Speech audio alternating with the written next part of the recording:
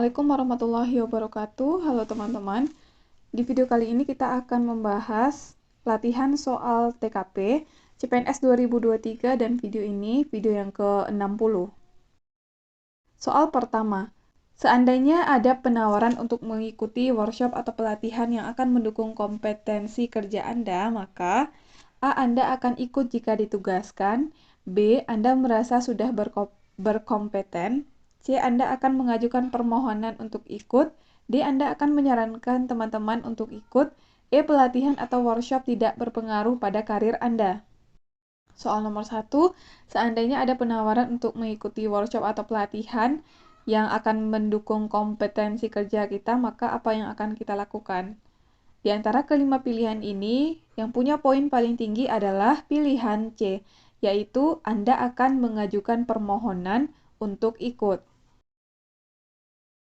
Soal nomor 2, target yang dibebankan pada tim kerja Anda harus sesuai dengan harapan.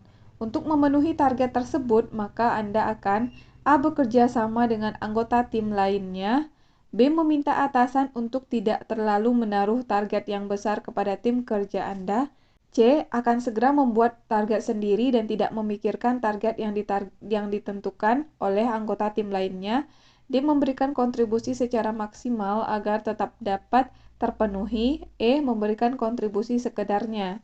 Di saat target yang dibebankan pada tim kerja kita harus sesuai dengan harapan untuk memenuhi target tersebut, maka apa yang akan kita lakukan?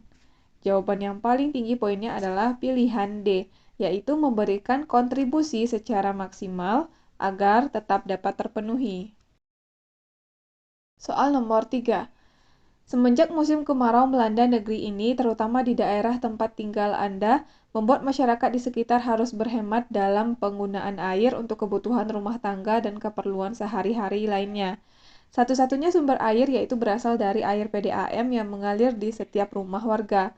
Namun, akhir-akhir ini aliran air tersebut sering mati, terutama pada saat pagi hari, di mana semua orang membutuhkannya untuk berbagai aktivitas, mulai dari memasak sampai dengan untuk kebutuhan mandi sebelum menjalankan aktivitas. Hal apa yang akan Anda lakukan? A. Mengajukan protes kepada pihak penyedia jasa air yaitu PDAM agar pada saat pagi hari aliran air tidak mati karena ini merupakan hak warga. B. Santai saja, Anda bisa meminta air untuk kebutuhan memasak dan mandi kepada tetangga.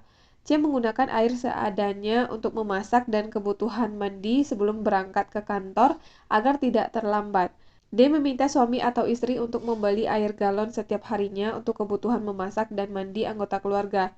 E. Menampung air di malam hari sebagai cadangan untuk kebutuhan di pagi hari. Jadi soal nomor 3, karena musim kemarau melanda negeri, terutama di tempat tinggal kita, membuat masyarakat di sekitar harus berhemat dalam penggunaan air. Satu-satunya sumber air berasal dari air PDAM. Namun akhir-akhir ini aliran air tersebut sering mati terutama pada saat pagi hari, di mana semua orang membutuhkan air tersebut untuk berbagai aktivitas, mulai dari memasak sampai dengan kebutuhan mandi. Hal apa yang akan kita lakukan di saat pada pagi hari itu air sering mati? Di antara kelima pilihan ini, jawaban yang punya poin paling tinggi adalah pilihan E, menampung air di malam hari sebagai cadangan untuk kebutuhan di pagi hari. Soal nomor 4. Di hari tua setelah pensiun, Anda ingin A. Tinggal bersama anak-anak Anda karena sebelum pensiun Anda selalu sibuk bekerja, B. Menjaga cucu yang ditinggal orang tuanya bekerja, C. Liburan keliling dunia menikmati hasil kerja yang selama ini Anda lakukan, D. Membuka usaha sendiri supaya tidak bergantung kepada anak, E. Tinggal di panti jompo karena khawatir merepotkan anak Anda. Di hari tua setelah pensiun, apa yang akan kita lakukan atau apa yang ingin kita lakukan? Di antara kelima pilihan ini yang punya poin paling tinggi adalah pilihan D, yaitu membuka usaha sendiri supaya tidak bergantung kepada anak. Soal nomor 5. Anda bekerja sebagai petugas penjualan tiket di stasiun kereta api. Saat Anda bertugas ada seseorang yang protes karena pelayanan tidak sesuai antrian. Anda akan A. Membiarkan protes yang disampaikan oleh pelanggan tersebut, B. Meminta maaf dan menerima masukan dalam rangka pengembangan kinerja yang lebih baik. C. Meminta maaf saja. D. Menuduh pelanggan tersebut hanya mencari perhatian saja. E. Membicarakan hal-hal lain yang tidak ada kaitannya dengan protes yang disampaikan pelanggan. Saat kita bekerja sebagai petugas penjualan tiket di stasiun kereta api dan saat bertugas ada seseorang yang protes karena pelayanan tidak sesuai antrian, maka yang kita lakukan, yang paling tepat jawabannya di antara kelima pilihan adalah pilihan B, yaitu meminta maaf dan menerima masukan dalam rangka pengembangan kinerja yang lebih baik. Soal nomor 6. Menurut Anda, kemampuan menguasai dan menggunakan TIK bagi pegawai negeri adalah A. Suatu hal yang dapat meningkatkan kinerja. B. Sebaiknya difokuskan pada pegawai negeri yang muda-muda. C. Suatu hal yang tidak wajib karena sulit dikuasai. D. Penting karena menjadi tuntutan zaman saat ini. E. Wajib untuk pegawai negeri yang memiliki kapabilitas. Bagaimana menurut kita kemampuan menguasai dan menggunakan TIK bagi pegawai negeri? Jawabannya untuk soal nomor 6 adalah pilihan A, yaitu suatu hal yang dapat meningkatkan kinerja. Soal nomor 7. Keluarga menilai Anda sebagai pribadi yang A. Tidak pelit dan tidak sombong. B. Banyak bertanya untuk menjalani hidup berdasarkan pengalaman anggota keluarga Anda. C. Rajin dan ramah kepada semua orang. D. Mudah tersenyum dan mudah bersyukur. E. Selalu meluangkan waktu untuk keluarga. Bagaimana keluarga menilai kita? Di antara kelima pilihan ini yang punya poin paling tinggi adalah pilihan C, yaitu rajin dan ramah kepada semua orang. Soal nomor 8. Saat Anda sedang mengobrol dengan rekan kerja yang mengundang Anda, tiba-tiba datang teman dari rekan Anda yang berhajat, namun orang tersebut tidak Anda kenal. Orang tersebut menyapa dan berbicara dengan rekan kerja Anda dengan asyiknya. Sikap Anda, A. Mencari kesempatan di tengah pembicaraan mereka untuk mengulurkan tangan berkenalan dengan orang tersebut sambil menyebut nama Anda. Mencoba membuka pembicaraan ringan selayaknya orang yang baru berkenalan. B. Tersenyum sambil sedikit menunduk sebagai bukti hormat kepadanya. Selanjutnya ikut berbicara dalam topik pembicaraan mereka. Bagi Anda, cara tersebut secara tidak langsung menjadikan Anda saling mengenal dengannya. C. Tersenyum kepadanya dan berusaha mendapatkan kesempatan untuk berbicara dan masuk dalam topik pembicaraan mereka.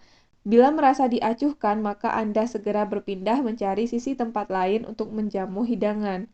D. Tersenyum kepada orang tersebut dan diam saja saat mereka mengobrol sampai orang tersebut mengajak berkenalan, baru masuk dan ikut membicarakan topik pembicaraan mereka dan tetap bersikap ramah. E. Segera pergi karena Anda merasa orang tersebut sangat asing. Anda sudah sering merasa diacuhkan sehingga hal tersebut membuat Anda malu sendiri. Di antara kelima pilihan ini, ketika saat kita mengobrol dengan rekan kerja yang mengundang kita, tiba-tiba datang seorang rekan dari rekan kerja kita ini, namun orang tersebut tidak kita kenal, dan orang tersebut menyapa dan berbicara dengan rekan kerja kita dengan asik, maka sikap kita yang tepat di kondisi tersebut adalah pilihan A, yaitu mencari kesempatan di tengah pembicaraan mereka untuk mengulurkan tangan berkenalan dengan orang tersebut sambil menyebut nama Anda, mencoba membuka pembicaraan ringan selayaknya orang yang baru berkenalan. Soal nomor 9. Gaji yang Anda dapatkan mulai bulan ini diumumkan akan mengalami pertambahan dari tunjangan pegawai tahunan. Tapi setelah melakukan pengecekan, ternyata gaji Anda tidak mengalami penambahan sama sekali. Maka sikap Anda, A. Mengkonfirmasi untuk mendapatkan kebenaran. B. Mengkonfirmasi karena itu hak Anda. C. Mengkonfirmasi setelah ada teman yang mengkomplain. D. Menegur bagian keuangan karena seharusnya ia lebih teliti dalam bekerja. E. Abaikan saja karena bukan masalah bagi Anda. Jadi di saat mulai bulan ini diumumkan gaji kita akan mengalami pertambahan dari tunjangan pegawai tahunan. Namun setelah melakukan pengecekan ternyata gaji kita tidak mengalami penambahan sama sekali, maka sikap kita di kondisi tersebut yang paling tepat adalah pilihan A, yaitu mengkonfirmasi untuk mendapatkan kebenaran. Soal nomor 10. Anda ditawarkan oleh pimpinan untuk melanjutkan studi di provinsi lain menggunakan biaya dari kantor. Saat itu, istri Anda baru saja melahirkan bayi kembar yang masih butuh perhatian Anda dan keluarga Anda termasuk perantau di kota tempat kerja dan jauh dari saudara-saudara Anda. Keputusan yang akan Anda ambil: A. Menolak tawaran tersebut karena Anda tidak bisa meninggalkan istri yang baru melahirkan bayi kembar. Selain itu, Anda tetap akan memperhatikan keluarga sekalipun memprioritaskan pekerjaan dan pengembangan karir. B. Menerima tawaran tersebut dengan konsekuensi tetap mengikutkan keluarga karena tidak bisa jauh dari keluarga dan mereka adalah tanggung jawab Anda. C. Menerima tawaran tersebut dengan permohonan agar keluarga Anda diikutkan dengan mengajukan tambahan biaya hidup. D. Menolak tawaran tersebut untuk saat ini karena kondisi istri Anda baru melahirkan, namun mohon kebijakan pimpinan jika ada kesempatan lain waktu Anda akan bersedia. E. Menerima tawaran tersebut dengan sangat berat hati meninggalkan keluarga Anda agar bisa fokus melanjutkan studi. Pada soal nomor 10, ketika kita ditawarkan oleh pimpinan untuk melanjutkan studi di provinsi lain menggunakan biaya dari kantor dan saat itu istri kita baru saja melahirkan bayi kembar yang masih butuh perhatian kita dan keluarga kita termasuk perantau, apa keputusan yang akan kita ambil? Di antara kelima pilihan ini, tindakan yang tepat kita lakukan adalah pilihan B, yaitu menerima tawaran tersebut dengan konsekuensi tetap mengikutkan keluarga karena tidak bisa jauh dari keluarga, dan mereka adalah tanggung jawab Anda. Oke, sekian video kali ini. Kita udah selesai bahas 10 soal. Mudah-mudahan video ini bermanfaat untuk teman-teman semuanya. Terima kasih udah nonton sampai selesai dan sampai ketemu lagi di video selanjutnya.